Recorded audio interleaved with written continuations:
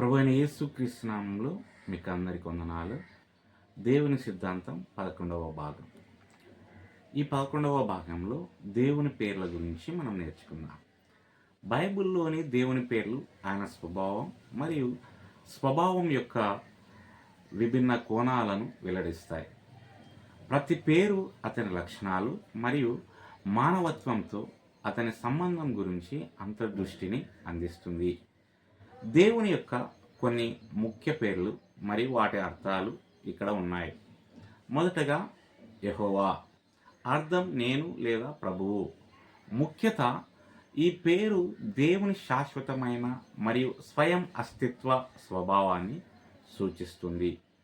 ఇది అతని మార్పు లేని సార్వభౌమ ఉనికిని ప్రతిబింబిస్తుంది.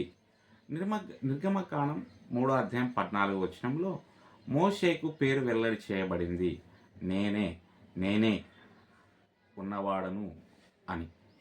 రెండవదిగా ఎలోహిం, అర్థం దేవుడు లేదా పరాక్రమవంతుడు.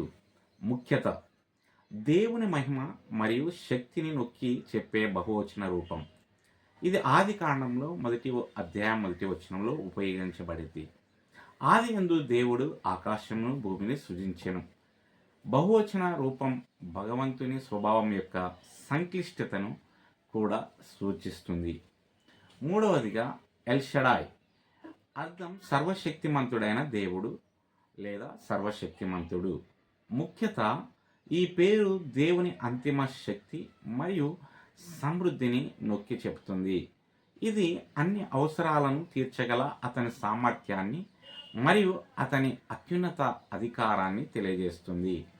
ఆది కాండము 17:1 కనిపిస్తుంది, నేను సర్వశక్తిమంతుడైన దేవుడను, నా ఎదుట నడుచుచు నిర్దోషిగా ఉండుము.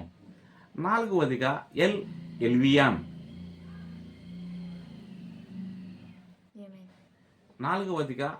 ఎలియాన్, అర్థము అత్యున్నతమైన దేవుడు.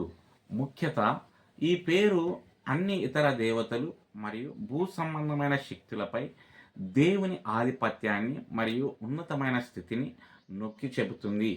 ఇది ఆది కాండంలో 14:18-20 కనుగొనబడింది.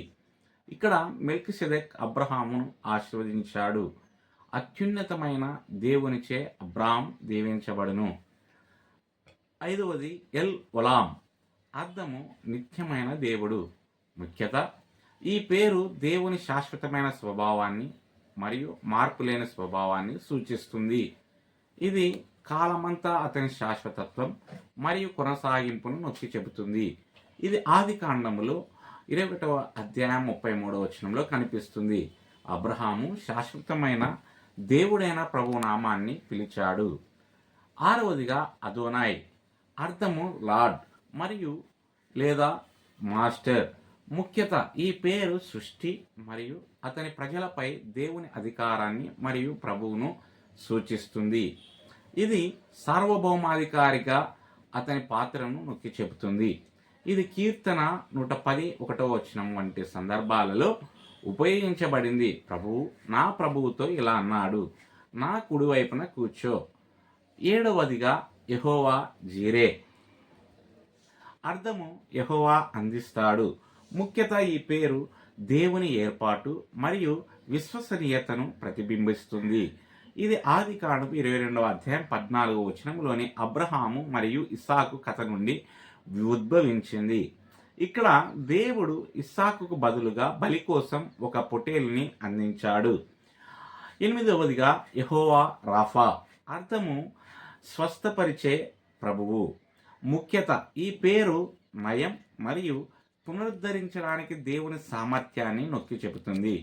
ఇది నిర్గమాకాండం 15:26 ప్రస్తావించబడింది.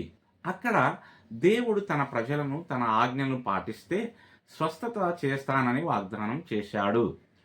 9వది యెహోవా నిస్సి, అర్థము యెహోవా నా బ్యానర్.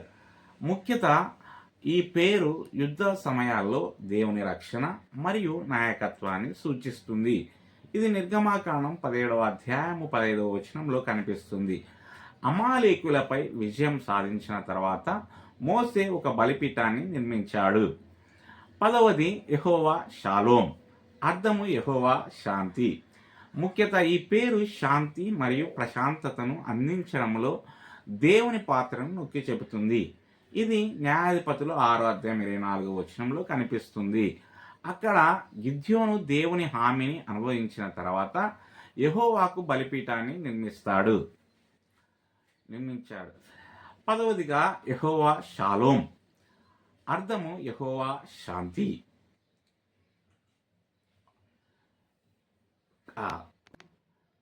11 యెహోవా సిద్కేను, అర్థము యెహోవా మన నీతి. ముఖ్యత ఈ పేరు తన ప్రజలకు నీతి మూలంగా దేవుని పాత్రను ప్రతిబింబిస్తుంది. ఇది ఇర్మియా 23 అధ్యాయం 6 కనుగొనబడింది. ఇక్కడ దేవుడు తన ప్రజలకు నీతిని అందించినట్లు వివరించబడింది. దేవుని యొక్క ఈ పేర్లు అతని బహుముఖ పాత్ర యొక్క సమగ్ర దృక్కోణాన్ని అందిస్తాయి. అతని స్వభావాన్ని సర్వశక్తిమంతుడిగా, సర్వ సమృద్ధిగా, శాశ్వతంగా మరియు అతని ప్రజల జీవితాలలో లోతుగా ప్రమేయాన్ని వెల్లడిస్తాయి. దేవుడు ఈ మాటలను దీవించునుగాక. ఆమెన్.